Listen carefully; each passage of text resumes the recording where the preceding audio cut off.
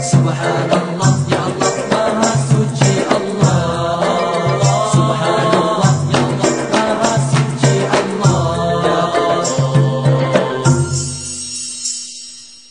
Subhanallah, Maha Suci Allah. Alhamdulillah, segala puji bagi Allah. Allahu Akbar, Allah yang Maha Besar. Segala pujian hanya untukmu.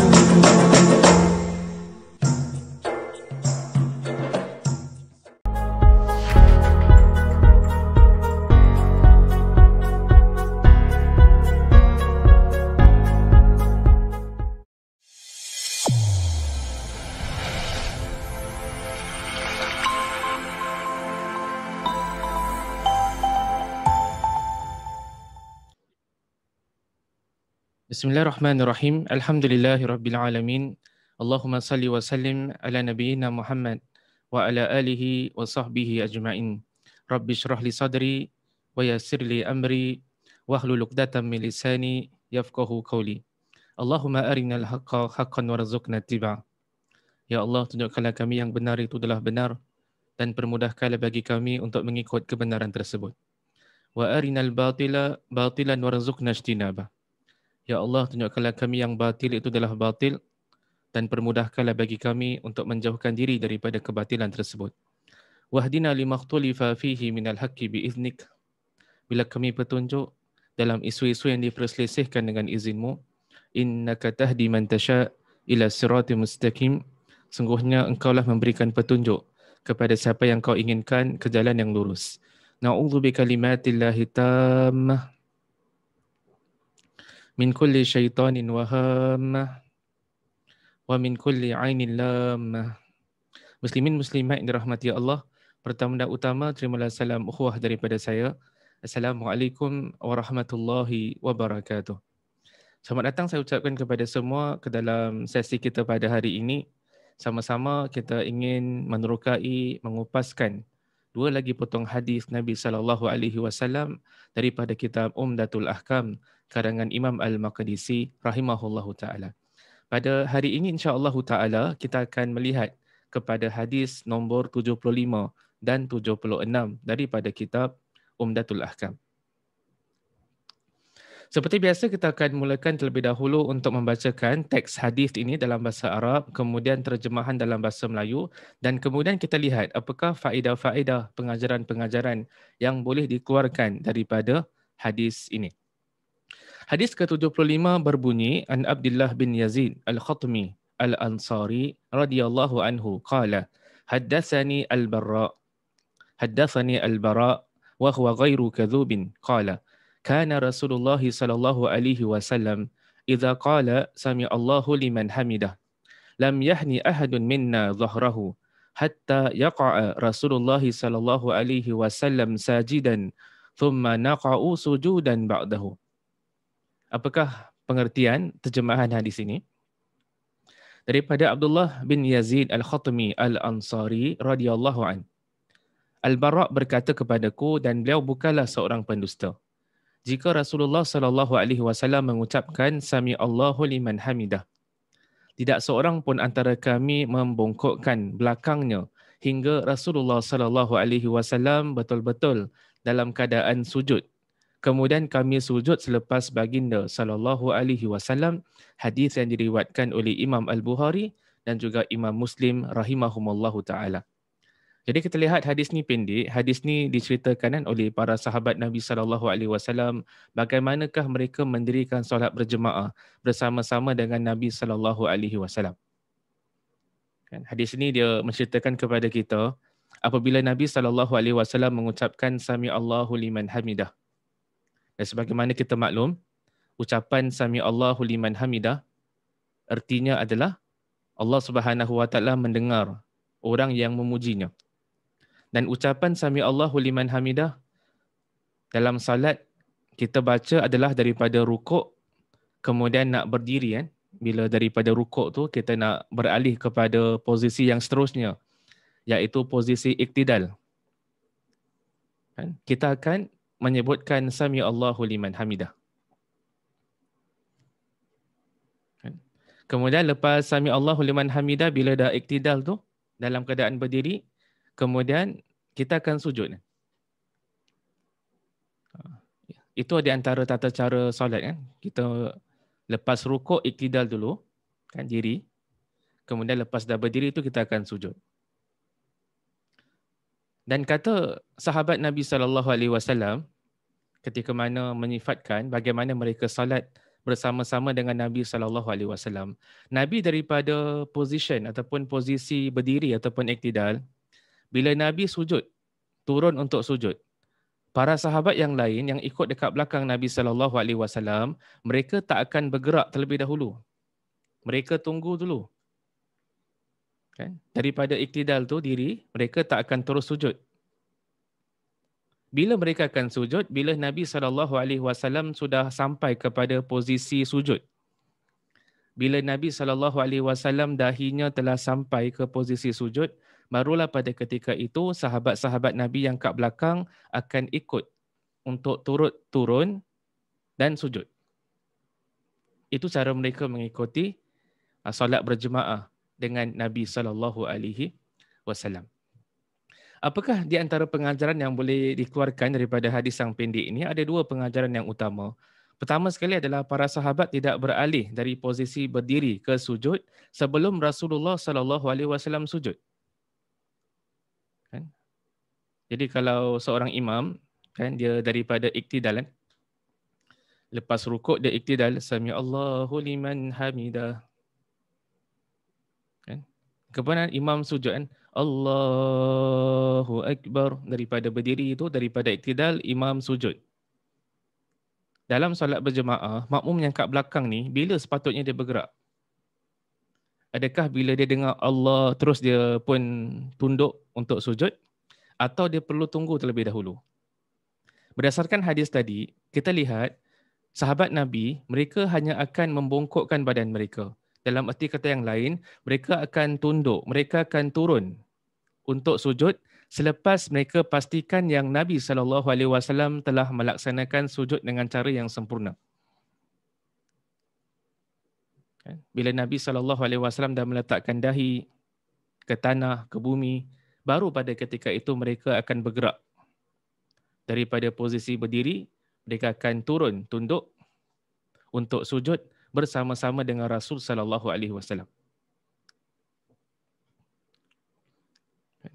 Itu cara yang dilakukan, yang ditunjukkan oleh para sahabat Nabi SAW. Jadi kita pun boleh ikutlah. Kalau kita solat berjemaah dekat masjid bersama dengan imam, bila imam iktidal berdiri, kemudian imam mula tunduk untuk turun, untuk sujud, kita jangan gerak dulu.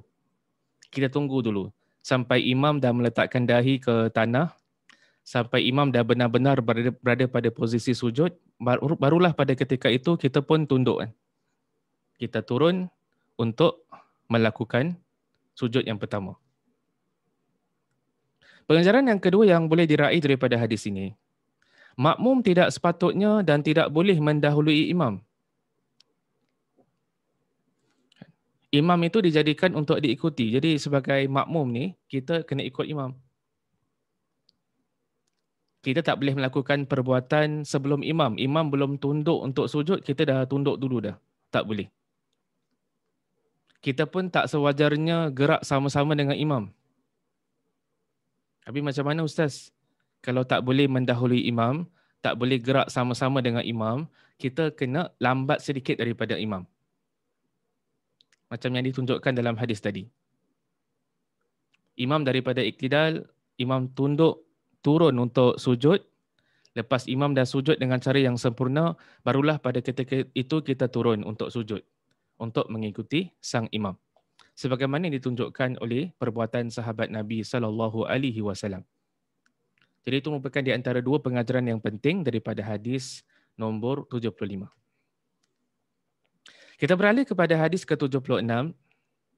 Hadis ke-76 berbunyi an Abi Hurairah radhiyallahu anhu anna Rasulullah sallallahu alaihi wasallam qala idza ammana al-imamu fa aminu fa innahu man wafaqa ta'minuhu ta'minal malaikah ghufira lahu ma taqaddama min dhanbi.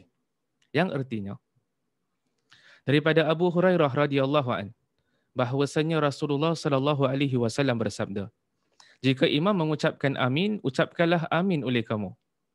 Sebab siapa sahaja yang bacaan aminnya bertepatan dengan ucapan amin malaikat, maka dosanya yang lampau akan diampunkan. Hadis riwayat Imam Al-Bukhari dan Imam Muslim rahimahumallahu ta'ala. Jadi ini juga hadis yang pendek,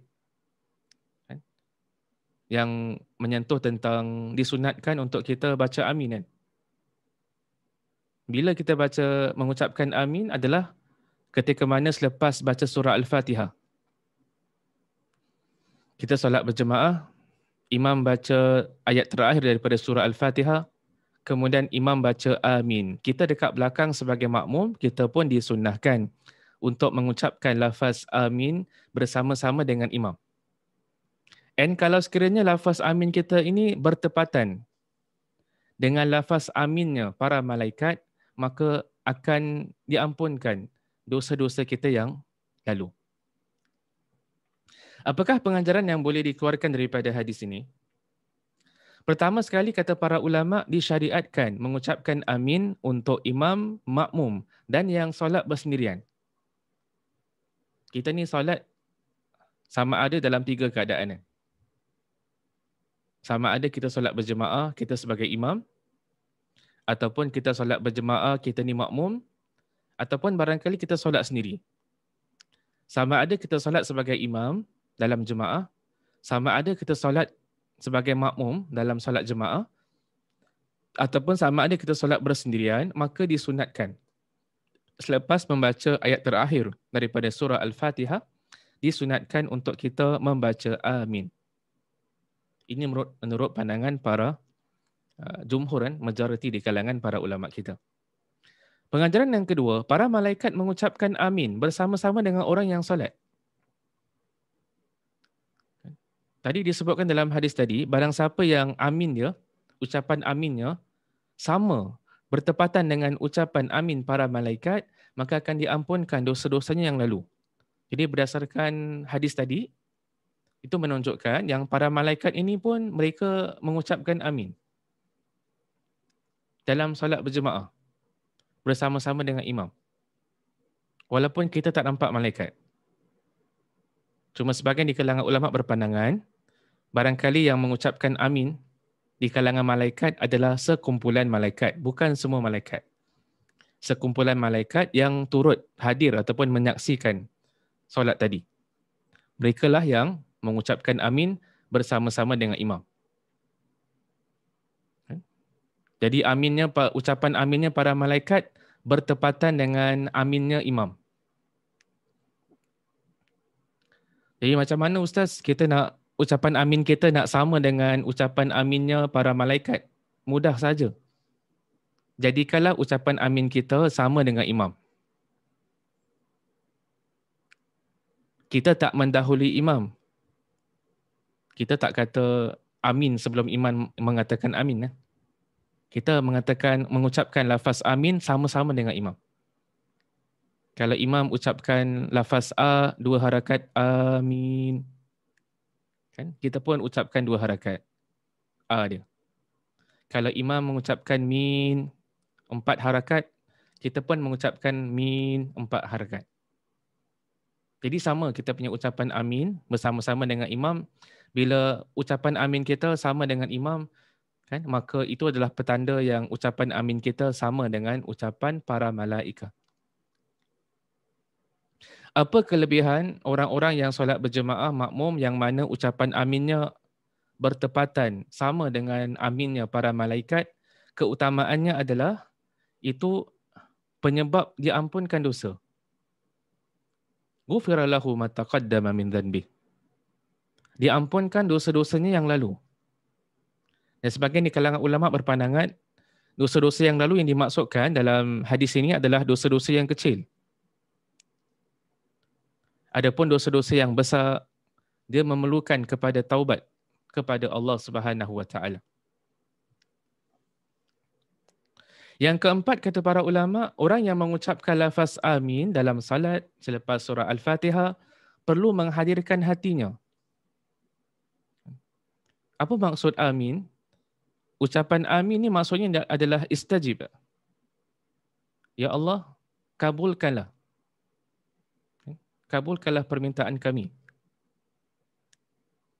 Itu maksud amin. Jadi amin ni adalah satu lafaz yang kita ucapkan, kita minta pada Allah agar Allah memperkenankan, mengkabulkan permohonan dan doa kita. Dalam surah Al-Fatihah kita lihat dalam surah tersebut ada sebahagian ayat ni dalam seolah-olah dalam bentuk berdoa. Kita minta Allah tunjukkan kita ke jalan yang lurus, jalan orang-orang yang dikurniakan nikmat, bukan jalan orang-orang yang Allah murkai, bukan jalan orang-orang yang sesat. Kan kita minta pada Allah. Kemudian bila selesai daripada ayat terakhir daripada surah Al-Fatihah, kita disunatkan untuk membaca amin. Bila kita membaca amin, maka hendaklah orang yang baca amin itu baca dengan hati yang hadir. Kan? Bukan dengan hati yang lalai.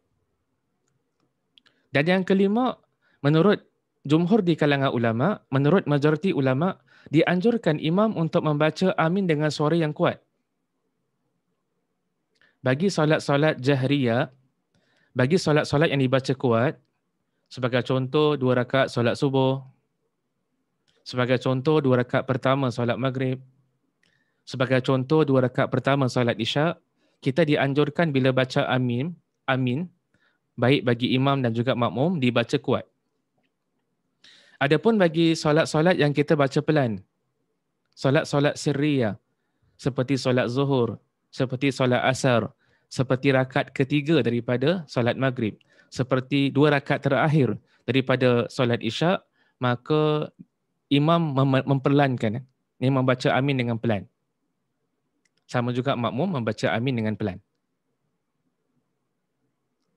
Jadi itulah merupakan beberapa adab-adab solat berjemaah sebagaimana yang tertera yang ada pada hadis ke-75 dan yang ke-76 daripada kitab Umdatul Ahkam karangan Imam Al-Maqdisi rahimahullahu taala. Kalau sekiranya ada kebenaran dalam apa yang disampaikan pada hari ini, maka itu datang daripada Allah Subhanahu wa taala. Kalau sekiranya ada kekurangan, ada kesalahan, ada kesilapan, itu datang daripada diri saya sendiri. Saya minta ampun kepada Allah dan saya bertaubat kepadanya. Kita tutup dengan tasbih kafarah. Subhanakallahumma wa bihamdika asyhadu an la ilaha illa anta astaghfiruka wa atubu ilaik. Sekian, assalamualaikum warahmatullahi wabarakatuh.